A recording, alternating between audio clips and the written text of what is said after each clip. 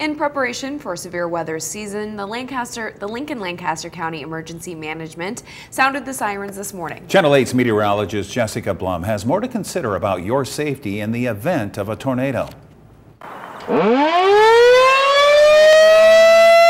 Nebraska's statewide tornado drill occurred Wednesday morning, sounding the alarm to 103 sirens across Lancaster County. I activated the outdoor warning sirens at 10 o'clock this morning, participating in the statewide tornado drill. But in talking about these sirens, there's a limitation. They're really only good for when you are outdoors. I am always very specific that when I refer to the outdoor warning sirens, I use that specific term, outdoor warning sirens. That's who the intended target is, people who are outside, who don't have ready access to a cell phone or other means of notification. Other than that, you should have multiple ways to get weather alerts, including a NOAA weather radio, the Channel 8 Storm Alert team, apps on your phone, and making sure your wireless emergency alerts are set up.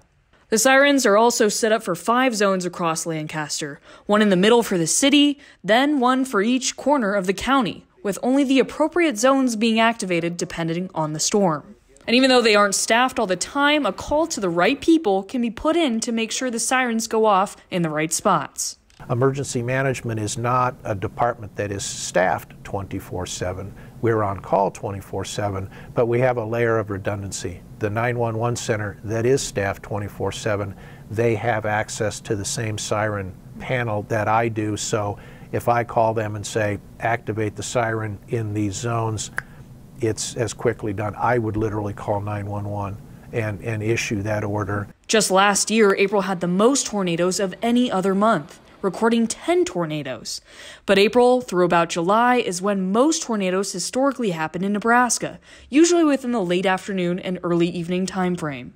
Knowing what to do before, during, and after a tornado is important. Hopefully you're monitoring the weather forecast, tuned into local media, have a cell phone alert that's readily available. And again, it's always good to have a plan A and a plan B. The best option during a tornado for your safety is to be inside a well-built structure with a basement or underground storm shelter. Put as many walls between you and the outside as possible, covering yourself with a blanket or under sturdy furniture.